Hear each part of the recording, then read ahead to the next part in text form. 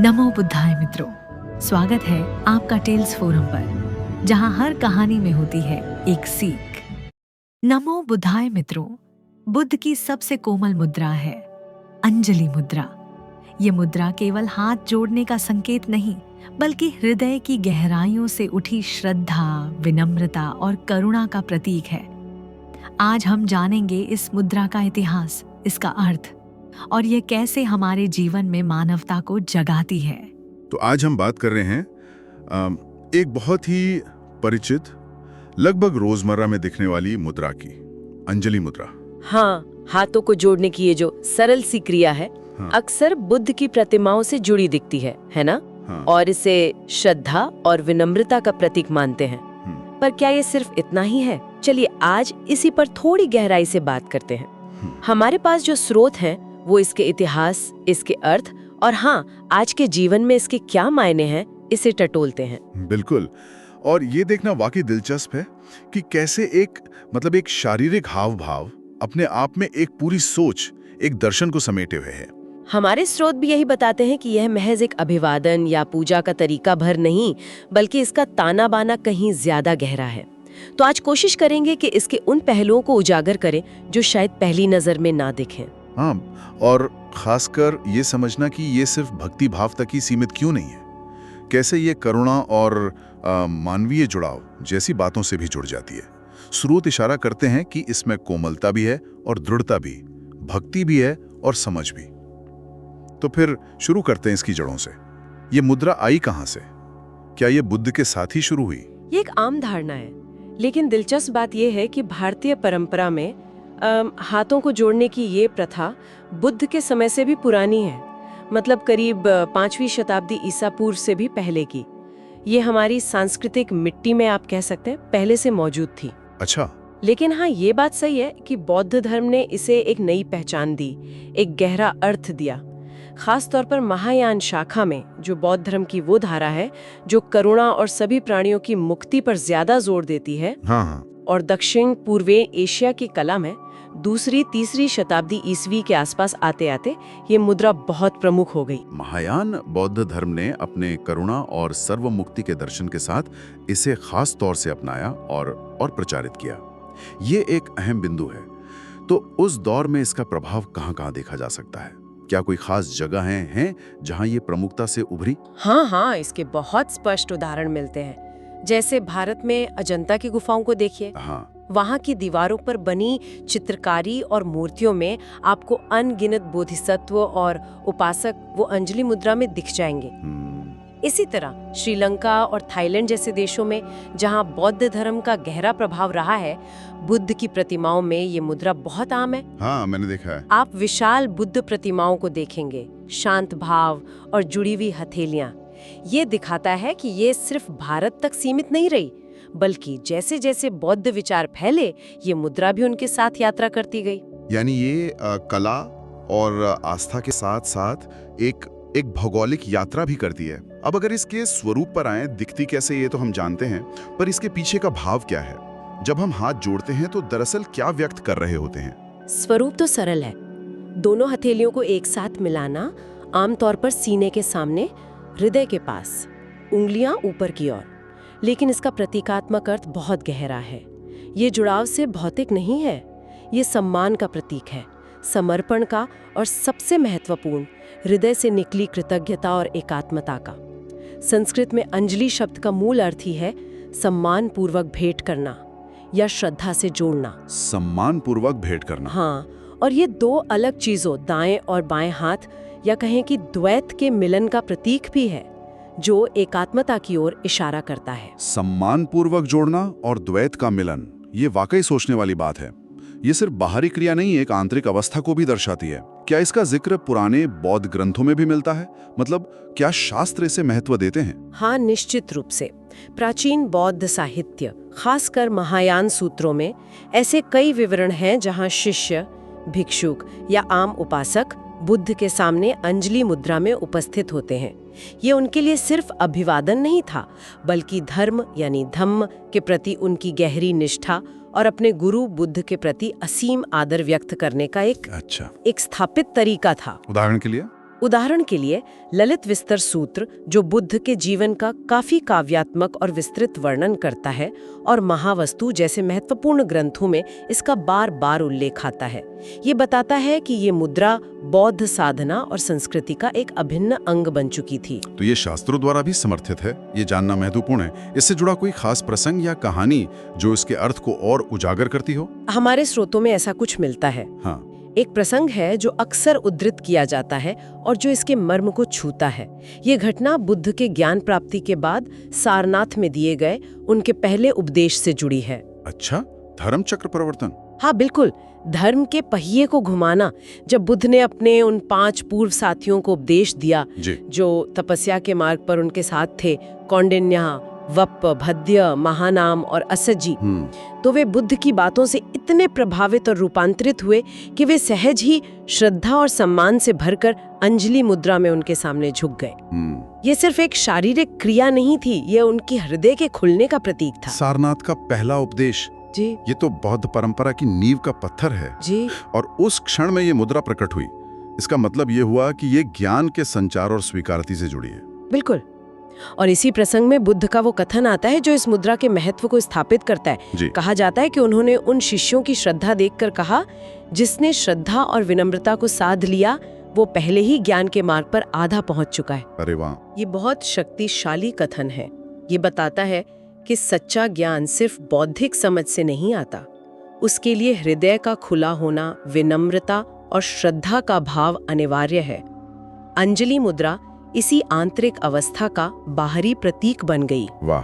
जिसने श्रद्धा और विनम्रता को साध लिया वो पहले ही ज्ञान के मार्ग पर है। ये तो पूरी शिक्षा प्रणाली पर ही एक टिप्पणी है। यानी ये मुद्रा सिर्फ सम्मान नहीं दिखाती, बल्कि सीखने और ज्ञान प्राप्त करने की पहली शर्त विनम्रता को दर्शाती है। ये अपने अहंकार को एक तरफ रखकर खुले मन से सत्य को ग्रहण करने की तैयारी है। आपने बिल्कुल सही पकड़ा। इसीलिए इसे अक्सर भक्ति यानी श्रद्धा और बोध यानी ज्ञान के बीच का सेतु माना जाता है। ये दिखाती है कि आध्यात्मिक यात्रा में पहला कदम अहंकार का विसर्जन है। जब हम हाथ जोड़ते हैं तो हम अपनी सीमाओं को स्वीकार करते हैं, अपनी अपूर्णता को स्वीकार करते हैं, और तभी ज्ञान के लिए जगह बनती है। दोनों हाथों का जुड़ना मानो हमारे भीतर के द्वंद्वों, सही गलत, मैं तुम के शांत होने और एक गहरी एकता की ओर बढ़ने का संकेत है। यहाँ एक और परत खुलती है। हमारे स्रोत बताते हैं कि ये सिर्फ आत्मविकास या गुरु भक्ति तक ही सीमित नहीं, बल्कि बुद्ध की करुणा और सभी प्राणियों के प्रति समभाव के दर्शन से भी जुड़ी है। ये कैसे जुड़ता है? हाथ जोड़ने का करुणा से क्या संबंध? ये एक बहुत ही सूक्ष्म लेकिन महत्वपूर्ण जुड़ाव है। जब हम किसी व्यक्ति के सामने हाथ जोड़ते हैं, चाहे वो कोई बड़ा संत हो या एक साधारण इंसान, हम सिर्फ बाहरी रूप से नहीं झुकते, हम उसके भीतर मौजूद संभावना, उसकी आंतरिक अच्छाई या कहें कि बुद्ध प्रकृति को सम्मान दे रहे होते हैं। अच्छा, ये क्रिया हमें याद दिलाती है कि हर जीव में सम्मान के योग्य कुछ न कुछ है, और जब हम इस भाव से जुड़ते हैं तो स्वाभाविक रूप से हमारे अंदर करुणा और सहानुभूति का संचार होता है। हम सामने वाले को सिर्फ एक अन्य की तरह नहीं देखते, बल्कि अपने जैसा ही एक महसूस करने वाला प्राणी समझते हैं। हाँ। ये नमस्ते के पीछे का गहरा दर्शन भी तो है। मेरे भीतर की दिव्यता आपके भीतर की दिव्यता को प्रणाम करती है। ये अद्भुत है कि कैसे एक सरल सी मुद्रा इतने सारे स्तरों पर काम करती है। व्यक्तिगत विनम्रता, ज्ञान की खोज, और फिर दूसरों के प्रति करुणा और सम्मान।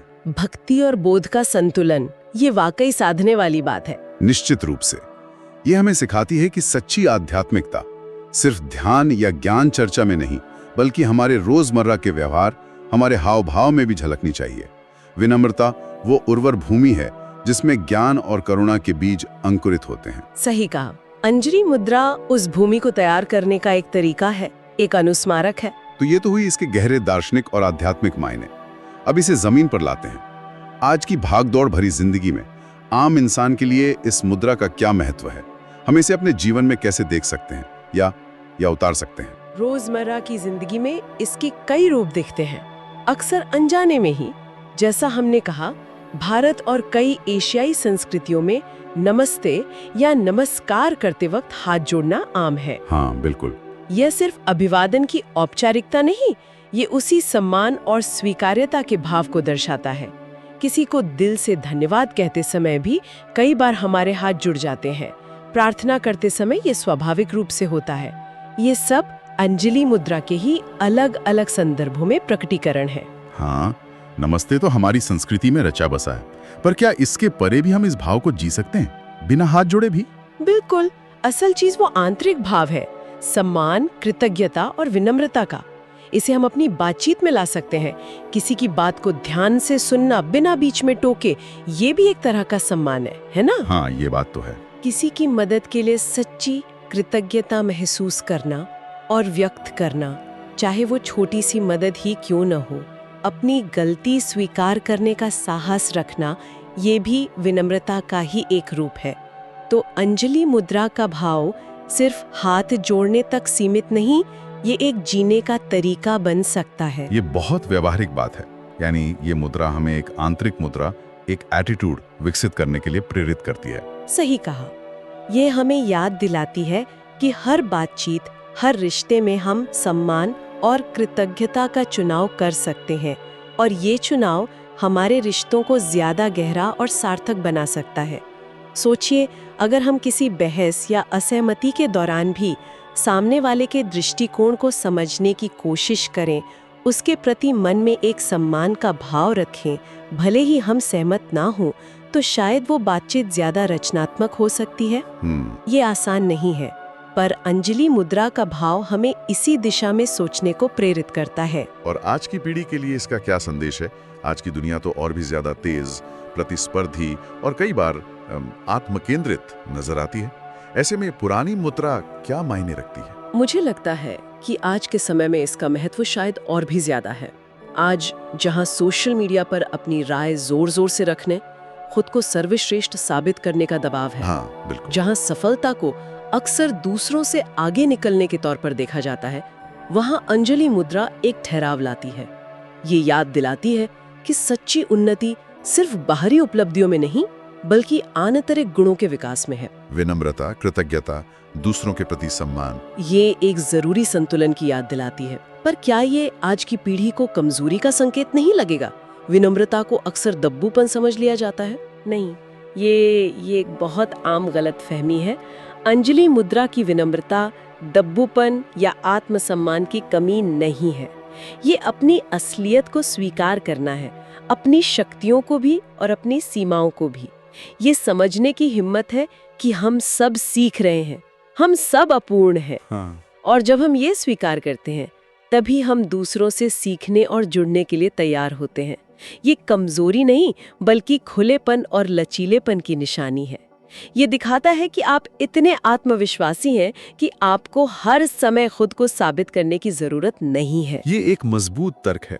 विनम्रता कमजोरी नहीं, बल्कि आंतरिक शक्ति का प्रतीक है। हाँ, और ये नई पीढ़ी को ये भी सिखाती है कि मानवीय मूल्य जैसे सम्मान यानी रिस्पेक्ट और कृतज्ञता यानी ग्रैटिट्यूड किसी भी पद या उपलब्धि से ज्यादा स्थायी और महत्वपूर्ण है। जब हम किसी का, चाहे वो किसी भी पृष्ठभूमि का हो, हाथ जोड़कर या मन में सम्मान का भाव रखकर अभिवादन करते हैं, तो हम सिर्फ उसे ही नहीं, अपने भीतर की इंसानियत को भी सींचते हैं। हम उस जुड़ाव को महसूस करते हैं जो हमें एक दूसरे से बांधता है। ये आज के बिखरी हुई ध्रुवीकृत दुनिया में बहुत जरूरी एहसास है। सम्मान और कृतज्ञता, ये मूल्य वाकई आज की तेज रफ्तार जिंदगी में पीछे छूटते से लगते हैं। शायद ये मुद्रा उन्हें फिर से याद करने का एक सुंदर माध्यम है। बिल्कुल, ये एक सरल सा इशारा हमें सिखाता है कि दूसरों के प्रति सम्मान असल में खुद के प्रति सम्मान है, क्योंकि हम सब एक ही मानवीय परिवार का हिस्सा हैं।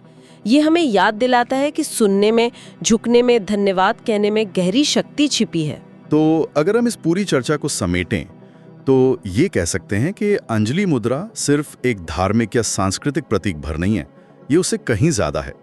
ये श्रद्धा, विनम्रता, कृतज्ञता और करुणा का एक संगम है जो हमें ज्ञान के मार्ग पर ले जाता है और हमें एक बेहतर इंसान बनने की प्रेरणा देता है। हाँ, इसे इस तरह देखा जा सकता है, ये एक भौतिक क्रिया है जो एक गहरी आंतरिक अवस्था को प्रतिबिंबित करती है और उसे पोषित भी करती है। ये दिखाती है कि सच्ची शक्ति अकड़ में नहीं, बल्कि खुलेपन और जुड़ाव में है। ये एक ऐसी भाषा है जिसे शब्द नहीं चाहिए, ये सीधे हृदय से संवाद करती है और शायद इसीलिए ये हजारों सालों से प्रासंगिक बनी हुई है। और यहाँ एक विचार छोड़ जाते हैं सोचने के लिए। आज की दुनिया में जहाँ अपनी आवाज़ बुलंद करना, अपना पक्ष रखना इतना महत्वपूर्ण माना जाता है, वहाँ क्या कभी कभी रुककर, सिर्फ हाथ जोड़कर या मन ही मन में किसी दूसरे के अस्तित्व को सम्मान देना या किसी की बात को बिना किसी पूर्वाग्रह के सुनने की कोशिश करना हमारे आपसी रिश्तों और शायद खुद को समझने के नजरिए में कोई बदलाव ला सकता है। इस सरल सी लगने वाली मुद्रा में छिपी इस संभावना पर सोचा जा सकता है। मित्रों, अंजलि मुद्रा हमें यह सिखाती है कि श्रद्धा और विनम्रता केवल पूजा का हिस्सा नहीं, बल्कि मानवता का सच्चा सार है। जब हम किसी को सम्मान देते हैं तो हम अपने भीतर की करुणा और शांति को भी जागृत करते हैं। अगले वीडियो में हम जानेंगे बुद्ध की करुणा मुद्रा, जो बुरी शक्तियों से रक्षा का प्रतीक है। अगर आपको यह वीडियो पसंद आया हो तो लाइक करें, शेयर करें और टेल्स फोरम चैनल को सब्सक्राइब करना न भूलें। धन्यवाद। नमो बुद्धाय।